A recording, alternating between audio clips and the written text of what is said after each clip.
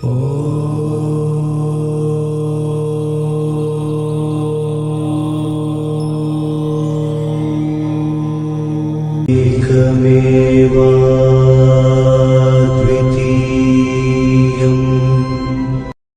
to Takshashila Gurukul channel.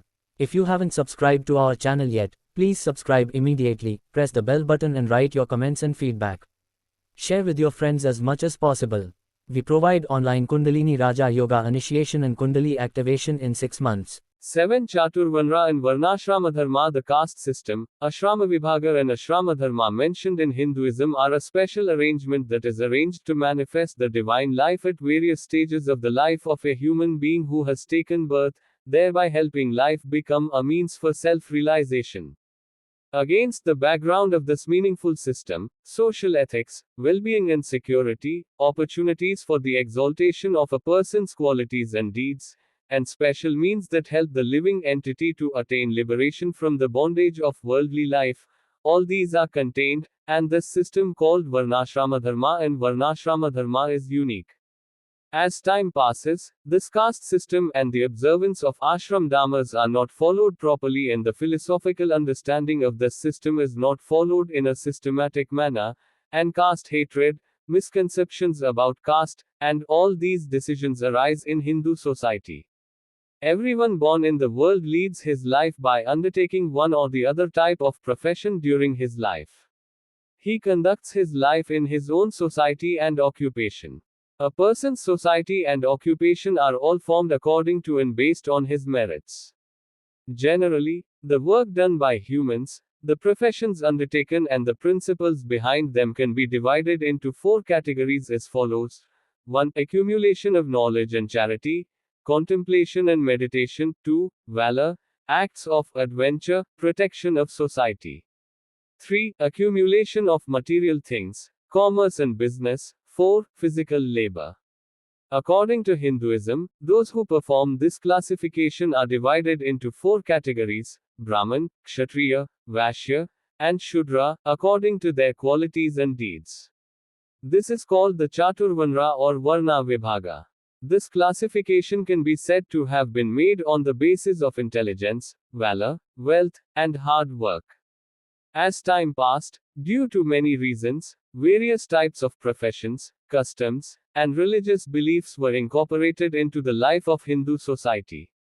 Accordingly, various types of sects arose. They came to be called castes. Accordingly, there are many sub-sects and castes in Hindu society, and instead of the original 4 varnas, hundreds of classes have arisen. But if we examine the lives of people in all these classes from the perspective of their qualities and deeds, it becomes clear that even today, the 4 classes mentioned earlier are still the same in many forms, and that many classes have arisen as their variants. In any class, there are intelligent people, heroes, businessmen and manual laborers. Therefore, we should consider these hundreds of castes that we see today as different social class divisions and understand that all of these are fundamentally applicable to the 4 varnas that existed originally. Hinduism has made it clear that each varna is collectively different parts of the same Virat Purusha, that is, the family of the world, and no one is superior or inferior to anyone. Moreover, it is also clearly stated that these class divisions are made according to the qualities and deeds of the individual. The details given in the Srimad Bhagavad Gita regarding this are as follows.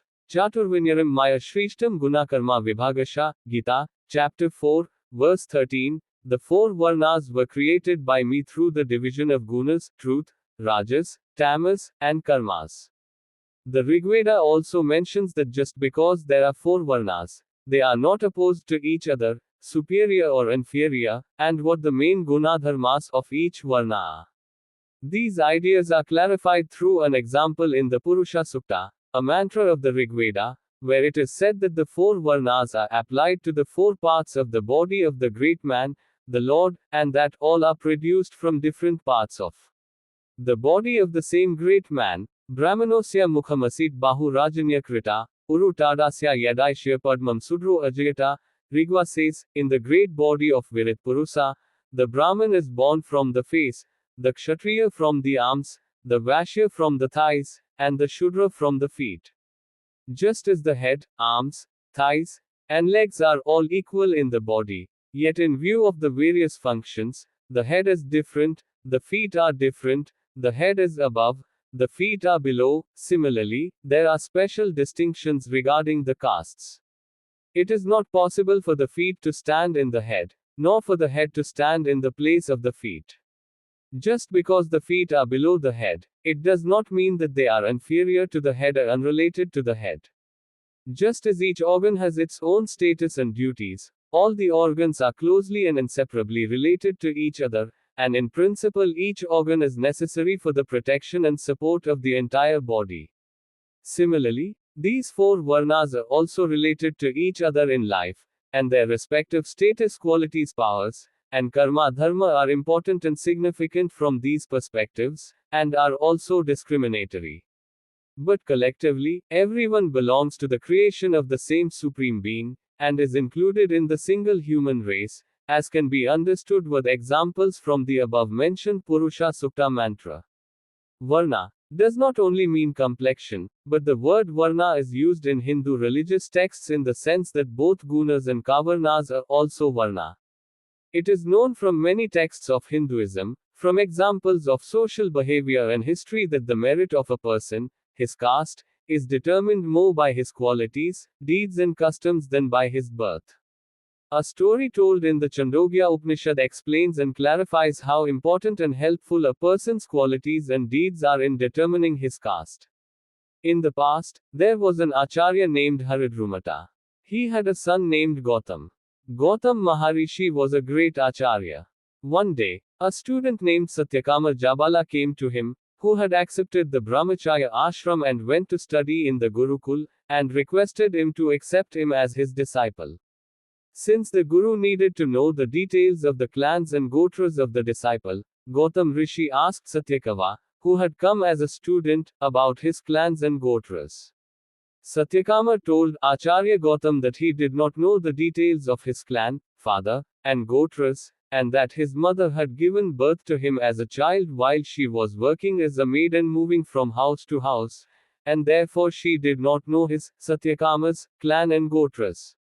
Then the student told Acharya Gautam that his mother's name was Jabala, his name was Satyakama, and since he was Jabala's son, he was Satyakama Jabala. Hearing this, Acharya Gautam said, "No one other than a Brahmin can tell the truth so clearly and without concealment. You are not averse from the truth. Therefore, I accept you as my disciple," and accepted Satyakama Jabala as his disciple. From this story, it is not only clear that virtues and deeds are so important in a person's life, but it is also clear that caste hatred has no place in life. It is a firm belief of Hinduism that a person can overcome Shudratud through his virtues, deeds, and customs and attain the good rank and merit of Brahmanhood. It has been customary to call the caste division as caste in the royal court.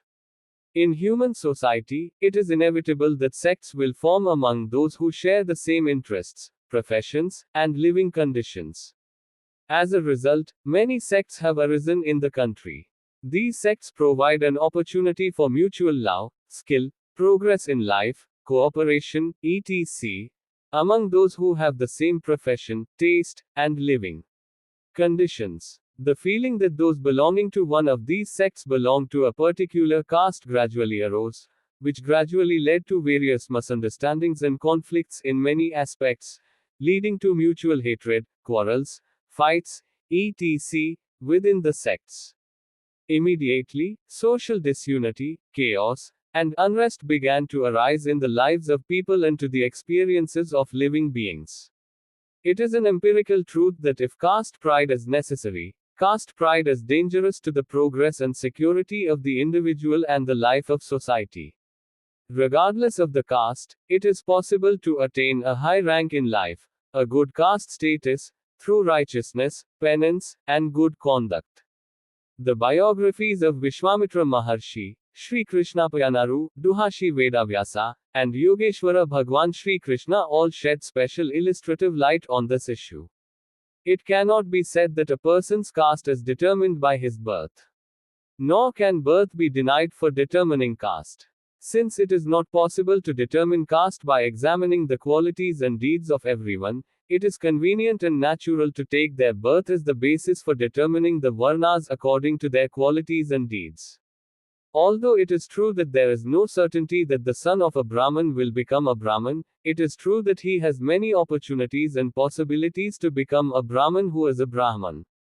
Although it is true that birth is a very important factor in determining caste, the overall implication is that birth cannot be considered as the perfect and final criterion for determining caste. It is a clear principle of Hinduism that caste is a social system and not a spiritual classification.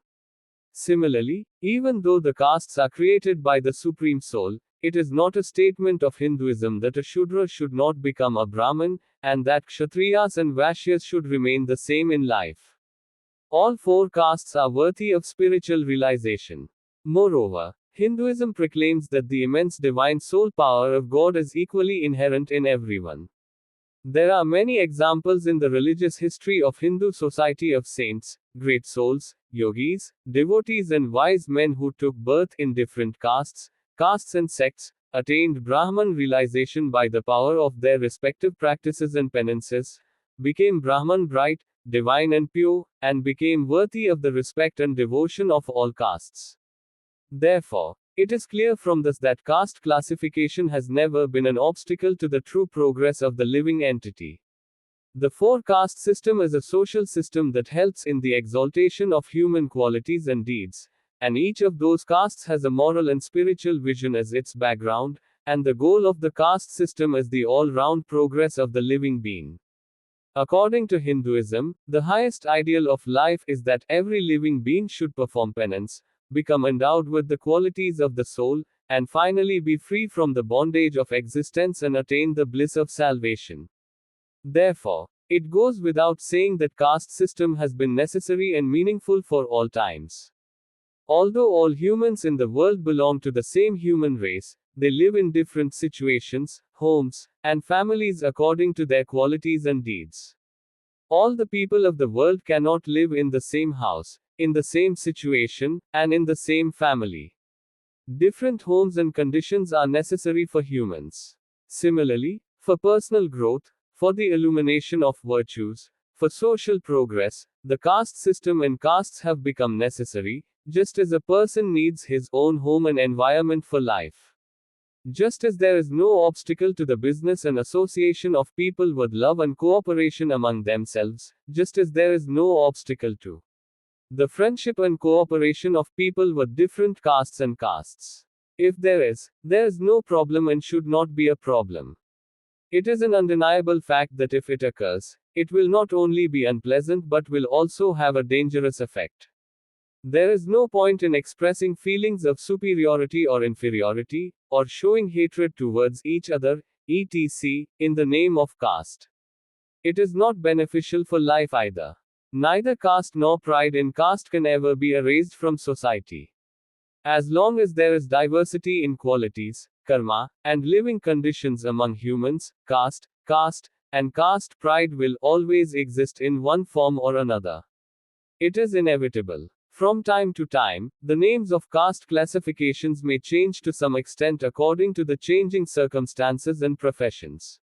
This does not cause any trouble to anyone. But the arrogance and hatred of casteism are never acceptable.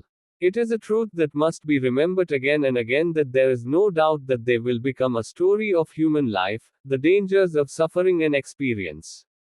The words spoken by Swami Vivekananda regarding the caste system, that is, the caste ideology, shed special light on this issue.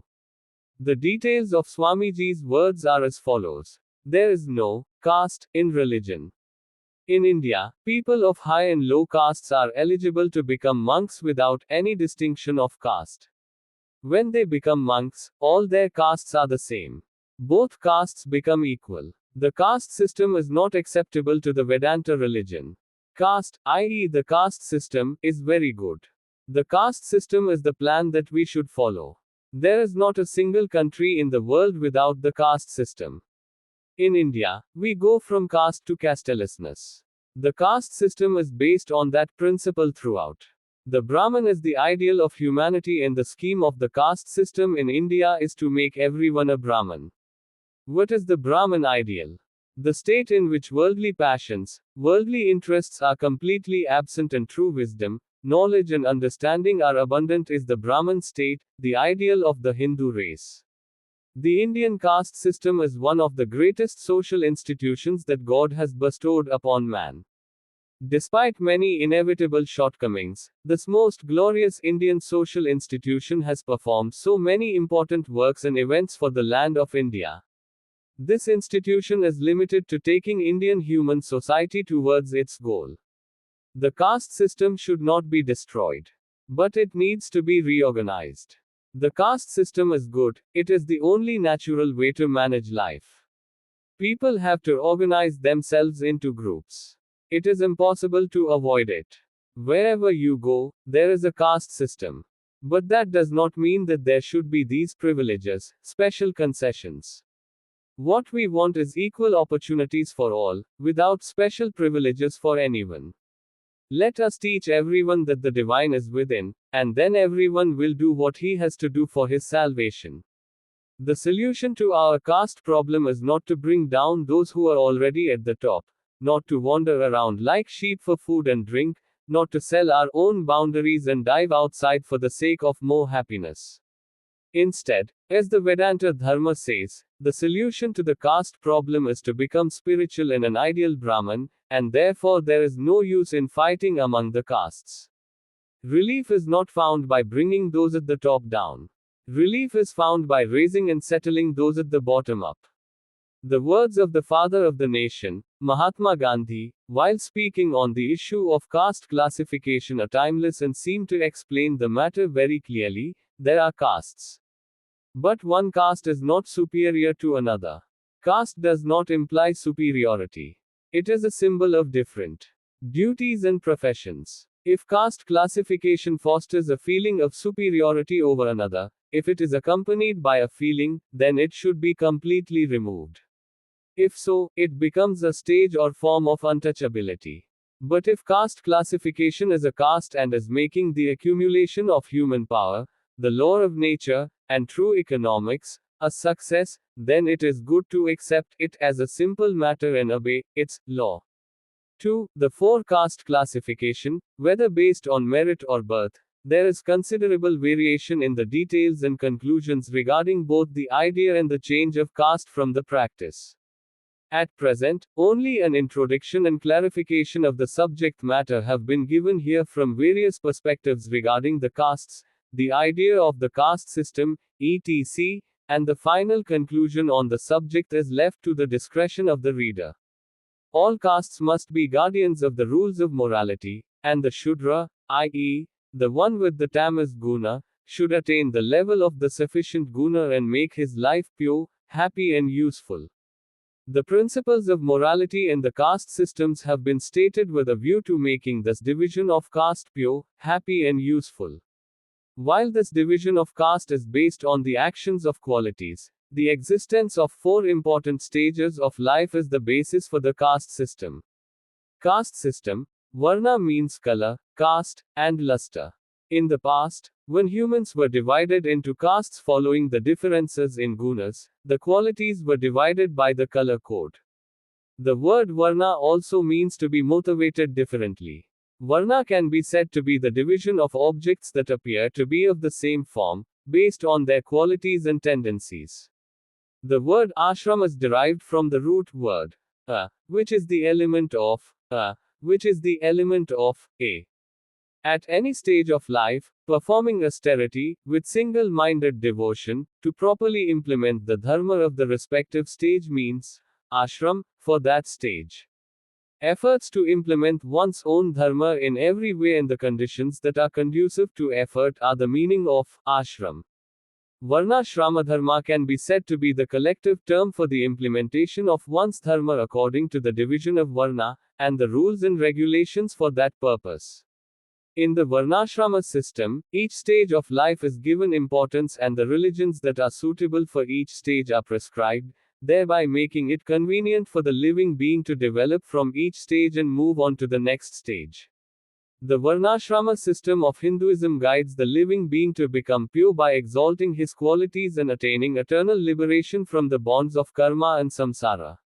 Just as a person born in this world, which is the stage of life, uses another thorn to remove a thorn from his foot and finally abandons both, similarly, in order to attain liberation from the bonds of karma and attain the bliss of liberation, one must use the world itself, i.e., the Varnashrama systems within it, to successfully manage his life and ultimately achieve the welfare of the soul in the world.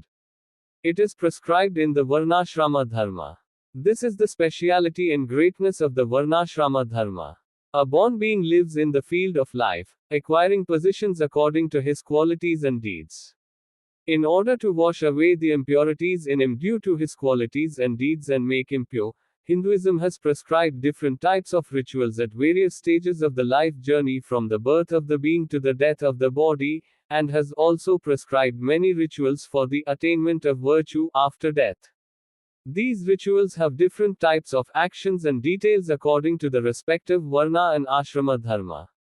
Sanskara means an action-like act that can be done beautifully with a suitable and specific ritual. That is, sanskara is the act of purifying the body so that it is conducive to the physical, mental and spiritual upliftment of the being through some specific order of actions.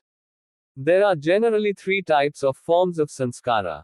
1. Doshamarjana. 2. Atashayadana. 3. Anangapurana. Doshamarjana, sanskara that cleanses, or washes away, the defects of the birth of an object or person. Atashayadana, sanskara that is performed to give a beautiful shape to the form and form of an object or person.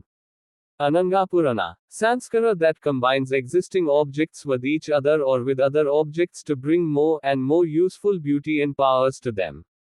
Among the sanskaras, there are two categories, namely, the sanskaras from the time of conception to death and the sanskaras after death, which are called Purva Sanskara and Uttara Sanskara, respectively. Similarly, there are three categories, Shota, Smarta, and Tantra. Prota Sanskara means the Vedikta rituals of sacrifice and sacrifice. According to Smriti Shastra, the various rituals performed by a person from birth to death are called Smarta Sanskara. Tantra Sanskara is the performance of sacrifices with mantras and tantras, as mentioned in the Vedas. In Hindu religious texts, the number of rituals is stated to be from 10 to 52. The main rituals are 16, which are called Shodash Sanskarara. There is also a difference of opinion in the number of rituals performed after the death of a person. In post-mortem rituals, mainly 15 rituals are common. It is not that the rituals are applicable only to men and not to women. They are equally applicable to men and women. But in the current social situation, it is true that not all the rituals prescribed for women are performed, but it is a social practice today. Hindu scriptures do not say that women should not perform rituals or that they do not need to perform them. Despite all the changes in today's social situation, the practice of performing rituals for women is still prevalent in many places. Similarly, religious texts such as Manusmriti have mentioned convenient and subtle methods for performing rituals for women. The Modasha Sanskaras are 1. Garbhadhana, 2. Pansavana, 3. Simantonnayana, 4. Jatak, 5. Namikaran, 7. Nammamana, 7. Aniprasana, 8. Chudakarma, 9. Karnavedha, 1. Vidyarambha, 11. Upanayana, 12. Vedarambha, 13. Keshanta, 14. Samavartana, 15. Vivah, 16. Antesti. Each sanskara is performed with the three elements of Vedic mantra, yajna, havan, dana. 9. Surya Dholakanam, seeing the sun god, the witness of the marriage relationship, and receiving blessings. 10. Dhruvadarshan, seeing the stars Dharuva and Arundhati, the symbols of continuity and fidelity, gives new strength and prosperity to the newlyweds. 11. Triritra Vrat, observing the vow of celibacy for 3 nights after marriage. 12. Chaturtikarma, after observing the 3-night fast, those who have undergone the marriage ceremony begin their married life on the 4th day of marriage. 16. Antyasti or Aparasanskara Kriyas, posthumous rites. Death is the death of the soul without the body, and after death, the soul is reborn or attains liberation. The stance of Hinduism is that it is also stated in quite detail and clearly in Hinduism that the soul is united with its subtle body after death. Therefore, even after the death of a living being, certain rituals have to be performed, all of which are rituals that help the living being attain the state of enlightenment. The funeral rites mainly include these 15 elements. 1. Preparation for the funeral. 2. Funeral rites. 3. Preparation of the hearse or bier. 4. Carrying the body out of the house, shifting the body. 5. Funeral procession, cemetery procession. 6. Carrying a cow along with it to the crematorium. 7. Cremation. 8. Udaka karma, pouring water. 9. Alleviation of grief. 1. Purification. 11. Collection of bones. 12. Peace karma. 13. Memorial. 14. Shraddha. 15. Sampadikaran. A living being who has entered the realm of life has to take births again and again until it is freed from the bonds of samsara.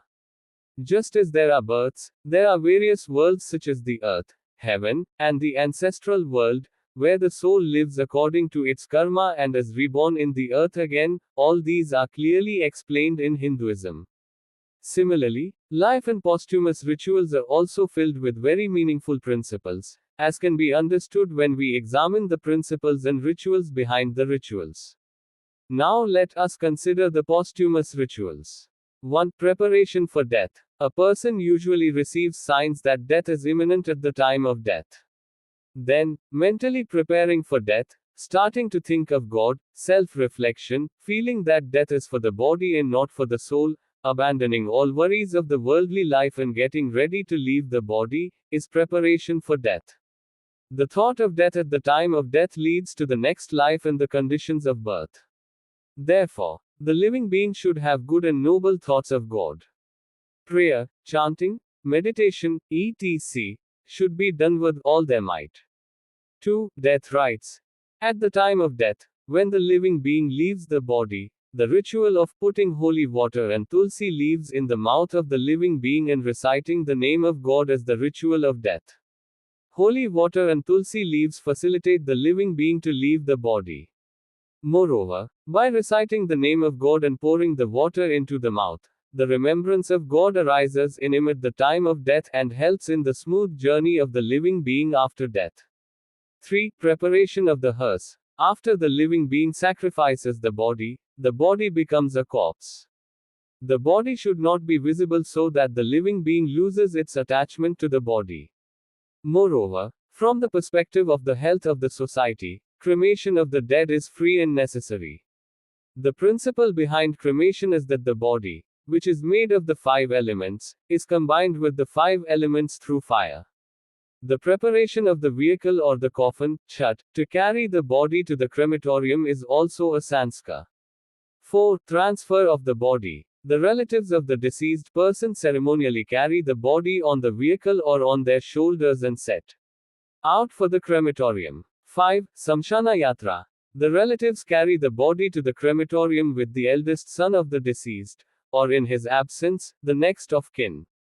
6. Anustarani. There is a practice of taking a live cow along with the body, as it is believed that the cow helps the soul to rise from death to immortality. The cow is given as a gift to a worthy person after the Smashana yatra. See, Shadadhana Sanskara, the cremation of the body in a crematorium in accordance with the rituals. 8. Udaka Karma Sanskara. The offering of water to the soul by keeping the body in the place where the person died from the day of his death till Dasharatri. The water is kept in a vessel and a piece of rope tied with Haridra Kanda, a piece of silk, is dropped from a height. The essence of this sanskara is that the soul of the deceased receives the water through the rope. 9. Dukkhashamana. The close relatives, family members, relatives and friends of the deceased are given peace and tranquility by all, through wise and dispassionate words, stories and examples from the scriptures, to prevent the sorrow caused by the death of the person. 10. Ashocha. The period during which the family of a deceased person completes the proper post-mortem rites of the deceased person is 11 days. A shocha is the period of time during which he is not allowed to have any dealings or association with other members of the society. The main provision of a shocha is that it ends 11 days after the death of the person. The following days are the days of the post-mortem rites. A shocha is also called sutaka. 11. Asht Sanchayana. On the fourth day after the cremation of the deceased person, the ashes are collected and kept safe. Then, on the auspicious day, the ashes are offered in a sacred place, river or confluence and prayed for the liberation of the deceased. 12. Shantikavarma. The ritualistic rituals of offering sacrifices, prayers, and giving alms to a deceased person are called Shantikarma. All these Shantikarmas are performed from the 11th to the 13th day after the death of the living being. 13. Smaraka.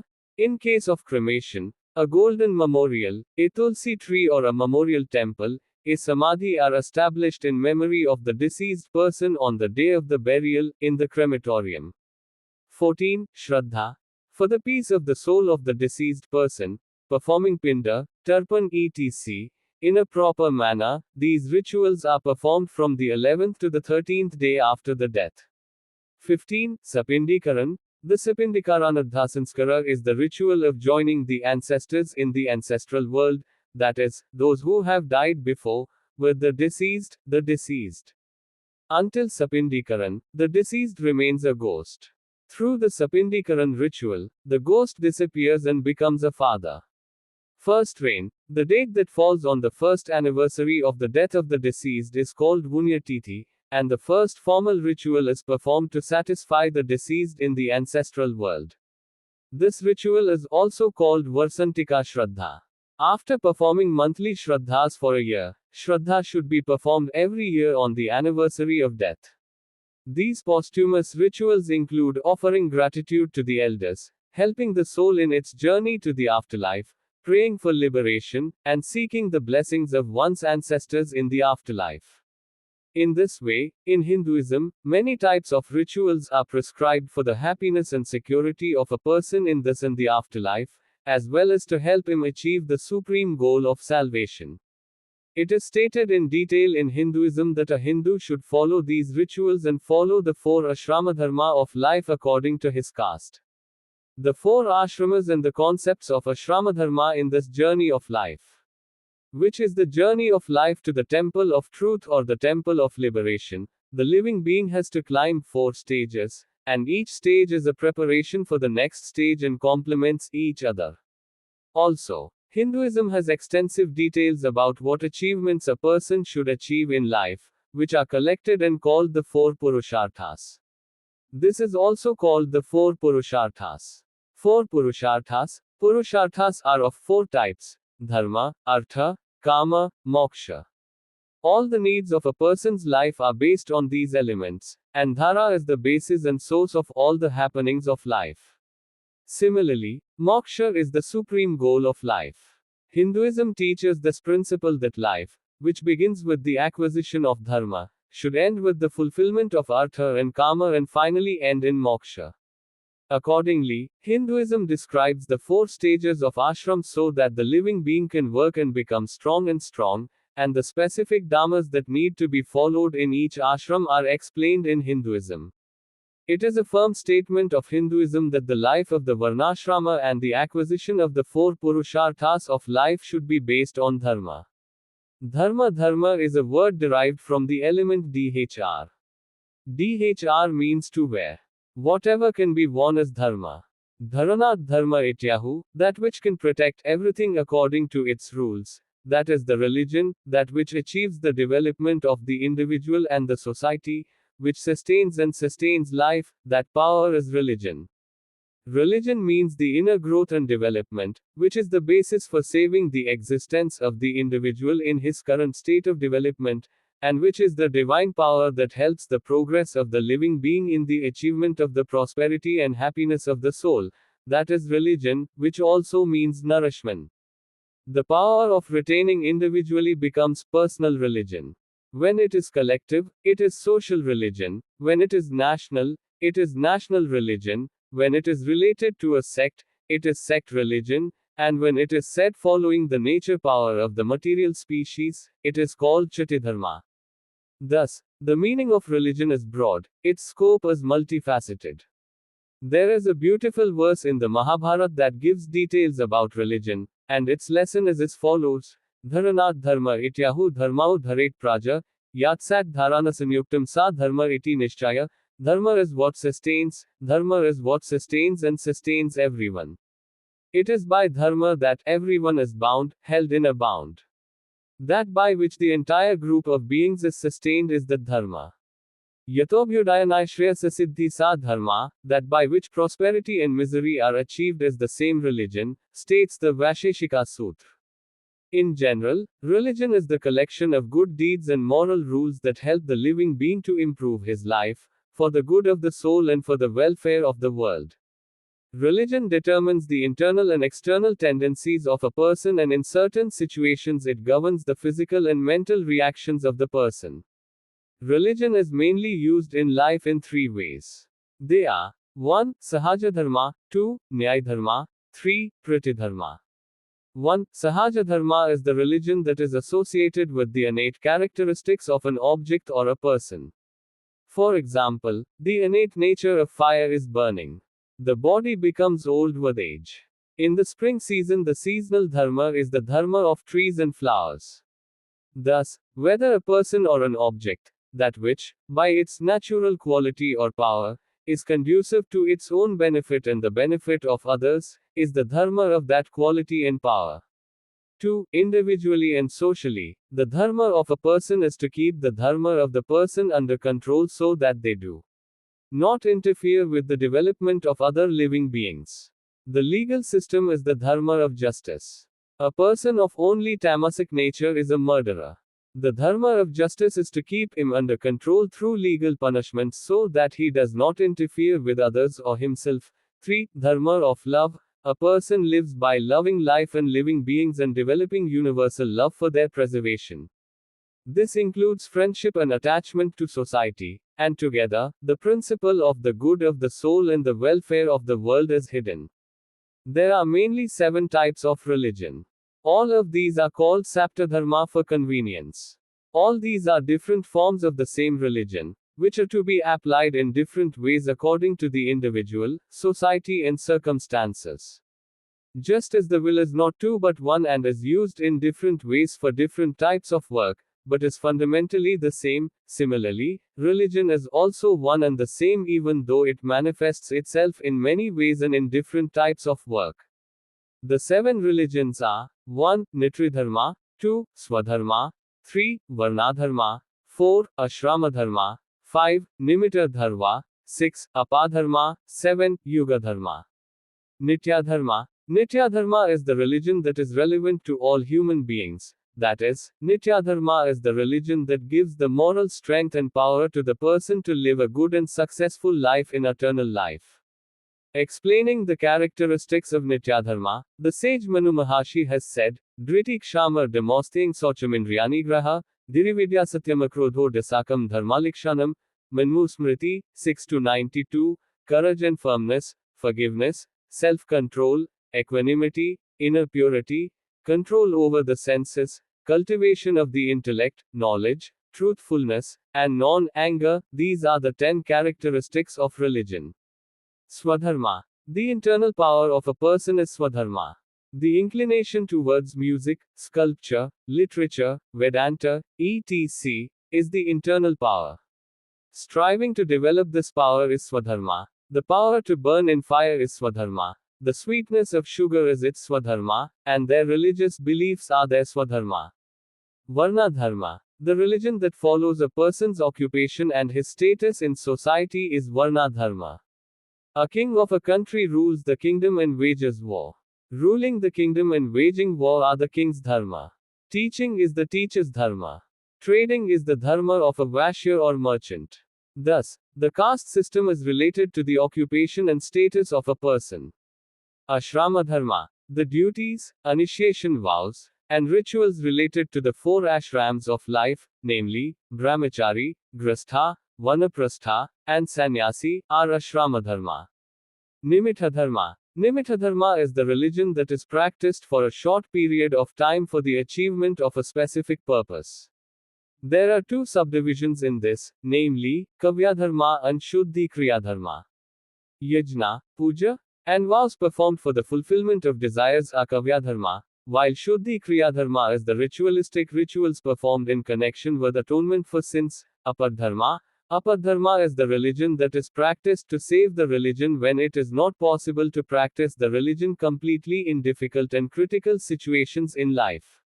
Although there is a rule to bathe and perform Sandhya Vandana, when a person has a fever, taking a bath with a mantra and completing the Sandhya Vandana ritual, and telling a dying patient, "You will live, you will not die," are all false religions.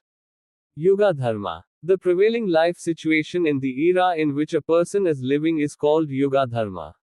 There is a great difference between the way of life of a person in the 1st century BC and the way of life of the 20th century today. The spiritual and social conditions and ways of life of a person are not the same now as they were in the past. They change and have changed according to the times. Thus, Yuga Dharma changes from time to time, and the life situation of the people of each era is called Yuga Dharma. The words of Manu Maharishi regarding the basis, sources and basic characteristics of religion are worth mentioning and remembering here. The sages have said, Vedokhilo dharmavalam smatishil ca tadvaidam, acharava sadhunam atmanasthushtireva ca, Vamanusmriti, chapter 2, verse 6, the 4 Vedas, namely, the Rigveda, Yajurveda, Samaveda and Atharvaveda, are the standard and source of dharma. Similarly, the Smatishila of those who recite them are also the basis. Similarly, the conduct and happiness of the saints are the standard and source of dharma.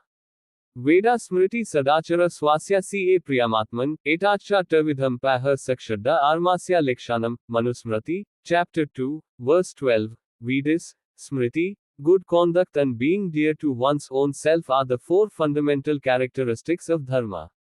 Classification of the 4 Purusharthas and the characteristics of Ashrama Dharma and their systems. Dharma is the basis of a living being's life.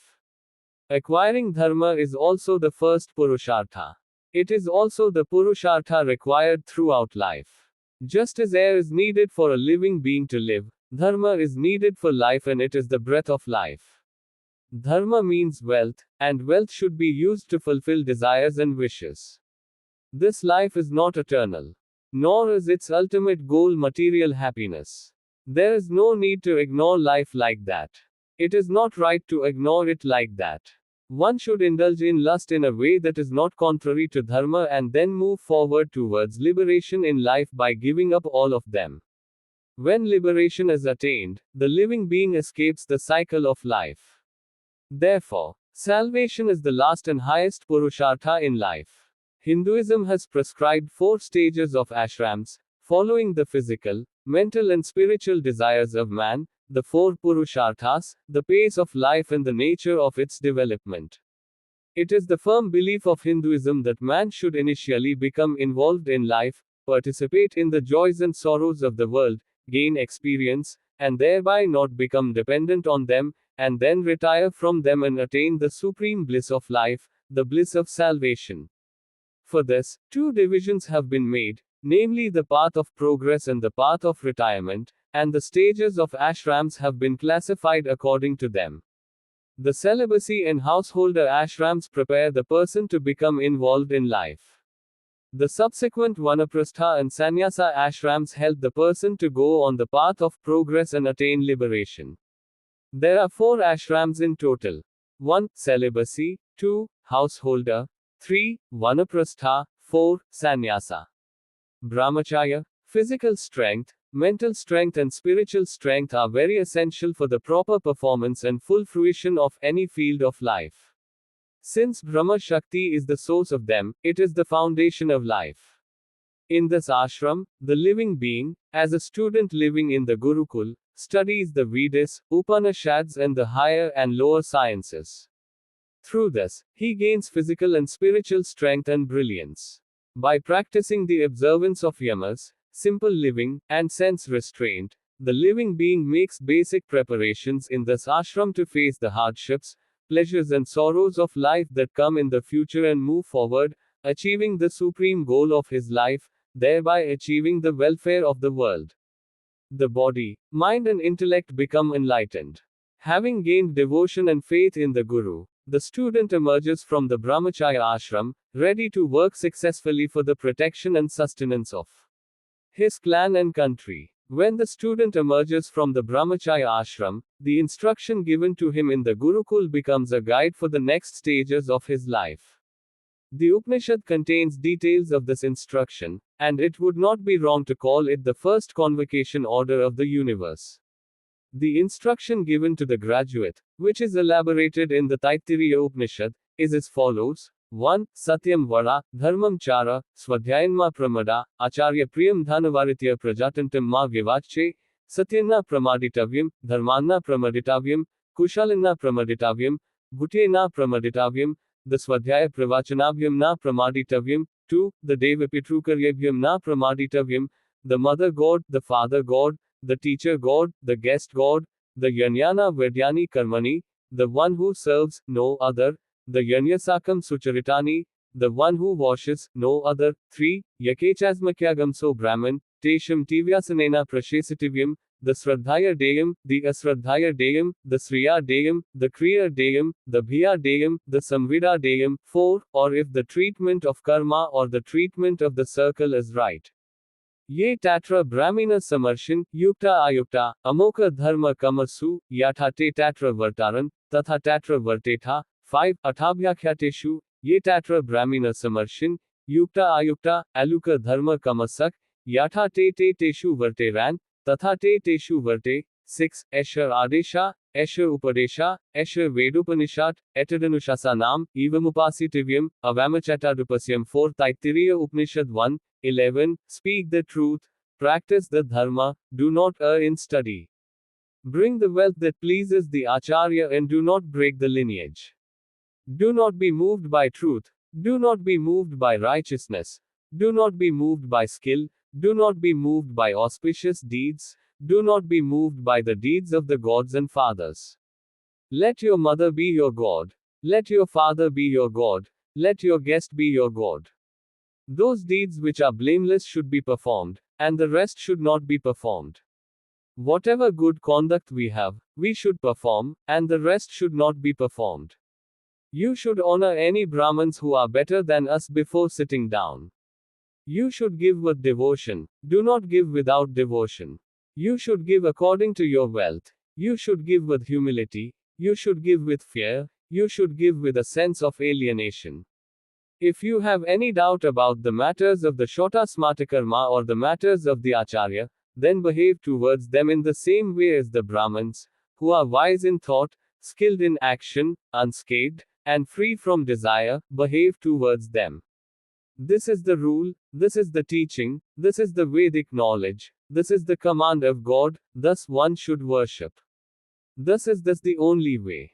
Householder. A householder means a person who has a house with his wife. A house includes everything like wife, children, relatives, servants, etc. A householder is one who has these. The virtuous people of the society, saints, kings, doctors, brave soldiers, and all the ashrams are born from the householder. Therefore, the householder is the foundation of the society and is a special place where saints, kings, heroes, scholars, and scientists are born and raised. The service provided by the householder for the security, welfare, and prosperity of the nation is great, and thus ashram has its own important place and importance in the life of an individual and the nation. Generally, a man is endowed with many kinds of virtues and vices. He is devoted to his clan, ancestors, society, and nation. He is indebted in many ways. The main principle of this ashram is to work for the prosperity of his family, society, nation and the world. By exalting the qualities and virtues in him and controlling and satisfying the desire for pleasures inherent in him. By maintaining the ashram of celibacy and accepting this ashram, a living being gets married and becomes a wife, king, teacher, soldier, scientist, scholar, businessman.